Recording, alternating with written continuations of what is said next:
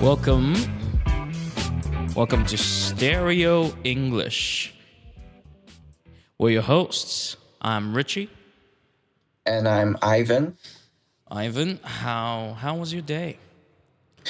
Well, today I took this one class in elementary school in the afternoon, focusing on English lessons and also bilingual physical education classes. Yes. So, well, how was the first day teaching? It is your first day teaching. Yeah, it actually is. So, it's quite interesting because it's the first time meeting all these students, and it's the first time coming to this school, meeting the teachers there, and they really helped me a lot throughout today's lesson, giving me a lot of advice, and also there are different students with different personalities or situations, so they helped me a lot. Why don't we just talk about how this class went for you? All right. Well, as for me, let's say as an English teacher, when I get into a classroom and I don't know all the students, what I try to do is, first of all, we bring a connection to the students. Try to connect with them, yeah. Yeah, so you don't go straight into the lessons. So what you don't want to do is, 大家好，我们今天要来上这个东西。It could be quite hard for students to get motivated or interested. They're just like, oh man, we're taking this class again. Yes. Yeah, so obviously the first class is to grab their attention and to build up some sort of connection in between. And that includes like classroom behaviors, classroom rules. Yeah. I saw a photo of you today teaching the PE, outdoors, and I see that the students and you are actually the same height. That's not a detail you want to put into your video, but I do find it interesting, like teaching an English class and bilingual lesson is quite different, and that's obviously. But that's also something that I didn't notice. Like doing research is quite different than actually doing it in a class. I find that really fascinating. Which part of it is fascinating? The putting the research into your classes, actually teaching a bilingual class instead of talking about it. Yeah. So, let's take classroom behaviors as an example. So, one thing that people misunderstood is that a lot of people think that a bilingual lesson should be taught in English, but entirely in English, what they call 全英语. Entirely, yeah, 全英. So I don't think it's a correct way to execute an English lesson. A bilingual lesson. Yeah. Why? Because first of all, English isn't our mother language. So 英文不是母语，我们的母语。即便它变成双语，它也是一个我们后天在习得语言。Yes. Yeah. And when it comes to classroom behavior, so 课堂表现或者是班规, you want to make sure that they understood everything you said. So, for example, 你今天想要让他学习, if you wanted them to learn an idea, or there is a task, 你这堂课就是设定一个主题，你要他们完成这个目标 task-based learning. They have time to learn it. 他们是有时间去学习他们的。But when it comes to rules, you want them to follow it. So you want to be direct and make sure that they understand it. Why do we have rules? Rules are to keep students safe. From classrooms Safety and also comes first. Yeah. Yeah. Right? So yeah, so for example, 很多老师会觉得班规那把它翻译成英文啊，就是这样子是不是就是达成一种课堂用英文的学习目标？But I wouldn't say it's completely wrong. No, it's not. But there are some situations that you have to be very sure that they get what you're saying. And 有一些规则是你没有办法让他后面再慢慢学习说这个语言是什么意思，而是他必须要很明确的知道在你的课堂上什么事情是不能做的。Yeah. 对啊。So that's one thing that I find fascinating because sometimes people misunderstood English lessons and bilingual lessons, and that's one of the cases where miscommunication has been discovered. Do you want to tell us more about the lesson today? Like, what did you do?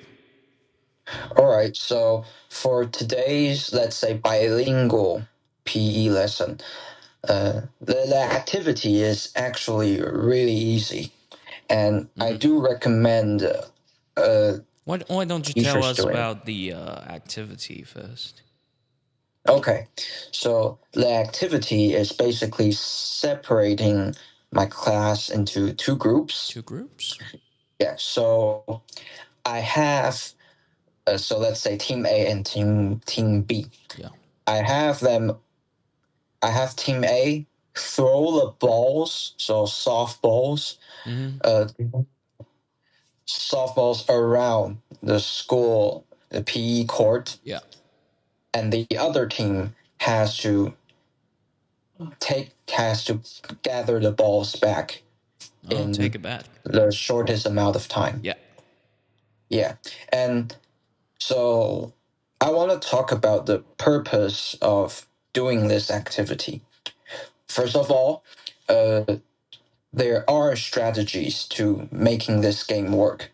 For example, if you're trying to be the team that wins, you have to be fast enough to gather the balls back, and you have to make the other team challenged so they cannot get the balls back in the shorter amount of time. Yeah. And the reason I did this is because this class, they're all new, and some of them don't know each other. Oh. And the easiest way for them to know each other is through communication. Through a little game. Yeah, so what I'm saying is if I let everyone stand up and do self-introduction, so 自我介绍，让班上每个同学自我介绍，不一定代表每个人都在听。对，但如果我今天设计的一个游戏是团体需要行动的，然后竞赛的目的就是比谁最先把被另外一队丢出去的球捡回来， then it kind of forces them to communicate. For example, 我让他们朝操场丢球，那怎么样可以让球更难被快速的捡回来？第一个，如果你丢的方向差很远，如果丢的大力的话，那就是比较远。但是如果我把它往斜的丢，斜右前方、斜左前方丢，那这个同学可能就会需要花更多的时间去把球捡回来。对。So that's one example. And on the other hand, 在另外一方面，要捡球的同学，他会知道Team A 的同学把球丢到什么位置，他们必须 communicate， 然后分工。等一下跑得慢的同学没关系，他可以捡比较近的球，让跑得比较快的同学跑比较远去把球捡回来。There you have it, our first language takeaway. On Yeah. the other hand, Ivan, do you want to tell us what that means?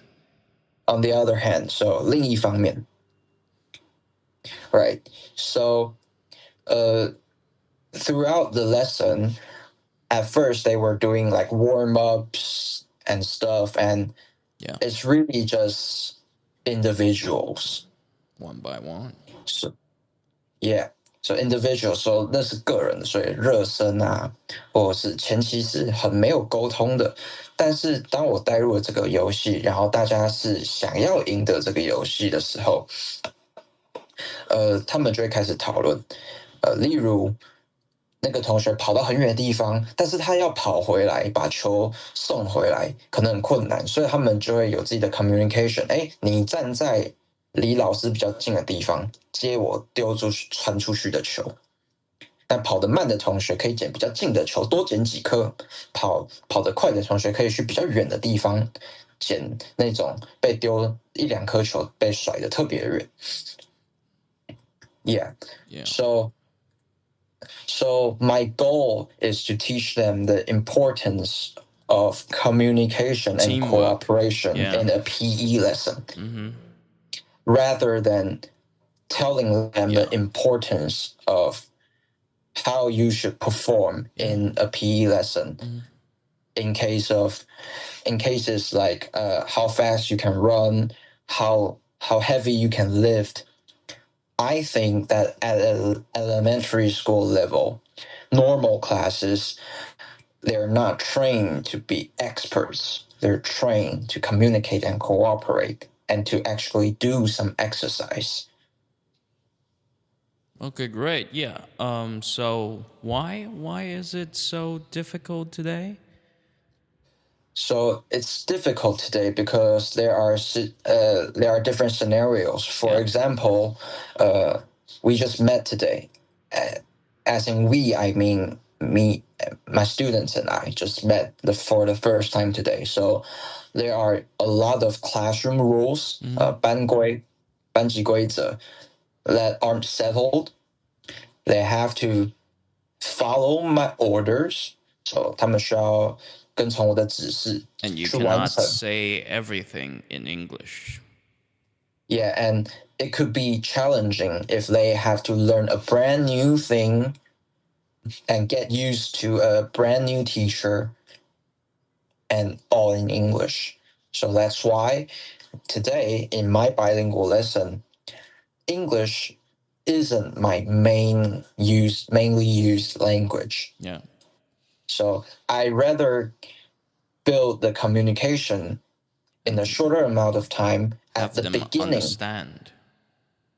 And then try to bring in the second language into my lessons so that they can be more focused and also focus on the task rather than the English.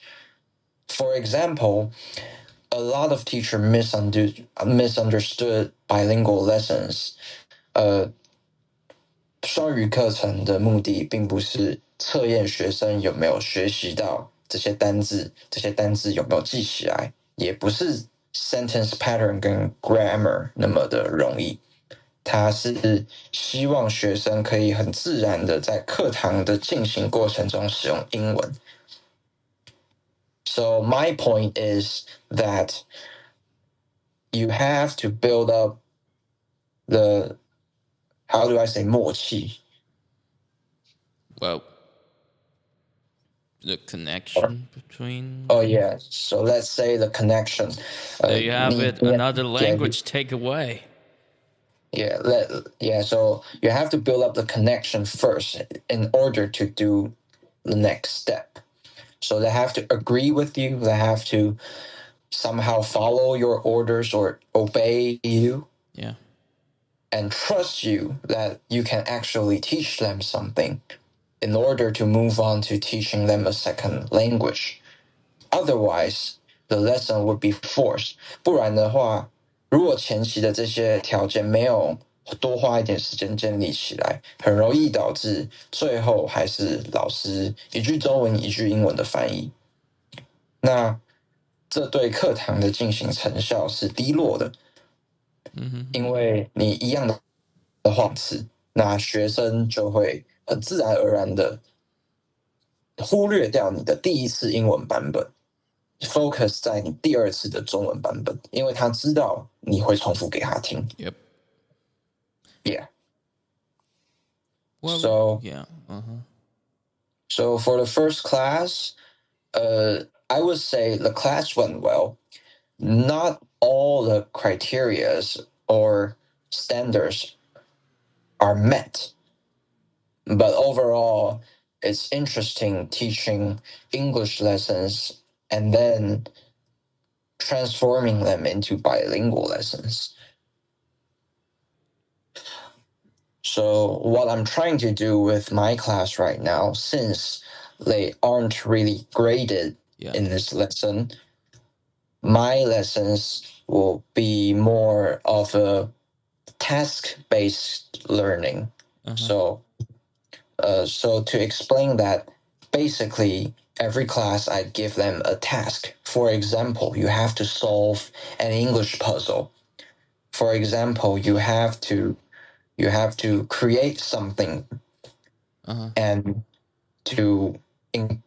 by doing that, I want them to focus on the task and try to speak up. So the first step is to try to have them speak up, and then try to have them speak up in English. That's one of the things I did in my bilingual PE class today, because I didn't train them to become experts in throwing balls. I trained them to know each other, and talk to each other, and communicate strategies. Yeah, so I think that's a very big difference. And that's also, it's not going to be a comfortable change for the students, but also it won't be easy for the teachers, because most of the teachers are used to teacher-based teaching, which is teacher tells you what to do. Yeah. And it might work in a traditional school lesson, but if you want to do a bilingual lesson, you have to take that out. Teacher should be only the helper in the class, rather than the no longer teacher-centered. Yeah. But student-centered. Yeah. So to explain that in Chinese, 双语课程不应该再以老师为课程的核心出发点，老师不应该再用叫学生干嘛干嘛来执行这堂课，而是把这堂课的目标，我们一起来完成一个作品，我们一起来完成一个简报，然后让同学去讨论，去习惯沟通，然后再鼓励他们试着用英语来沟通。Yep. Yeah, I think throughout our video, that would be the most crucial part you might want to highlight. Make it short. Yeah, and we actually did it in a very short pace because it's not scripted. So I was processing as I speak. That's fine. But that could be a highlight. Like the really crucial part of a bilingual lesson is actually communication, and people sometimes misunderstood and think that bilingual lesson is about the language, but no, I wouldn't. Yeah. But the purpose of learning the language is to communicate. So you gotta communicate first, and then you try to build up the use of them, the use of a second language in a daily conversation. So I think that the bilingual, the idea of a bilingual class is quite actually quite similar to what this series, Stereo English, is for. Ivan and I would be talking about English learning here, and hopefully by listening to our conversation, our podcast, you'll be able to pick up some useful English phrases, vocabularies along the way. Ivan? Yeah. Do you want to add? Yeah.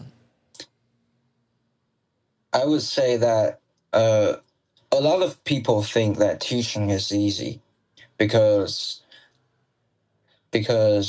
it's not like math.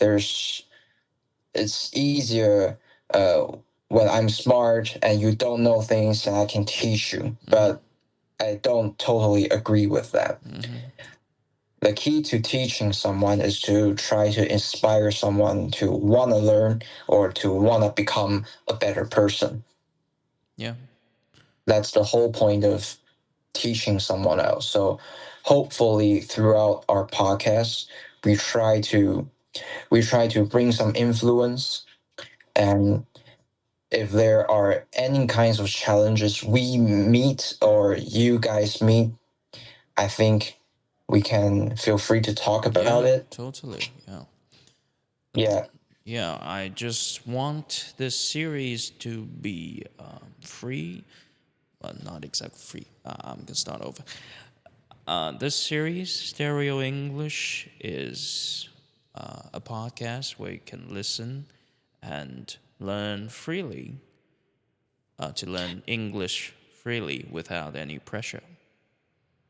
Yeah, and most importantly, as students communicate, teachers should also do that. So if you have any ideas, point of views, or any observation you find is challenging or interested while you're on your way teaching, feel free to talk to us, tell us. We could share it on our podcast. We want to try to bring more influence to the teachers' community. Yeah, that's all for me. Yeah, that's all for the premiere episode of Stereo English. This is Richie. This is Ivan. See you next time.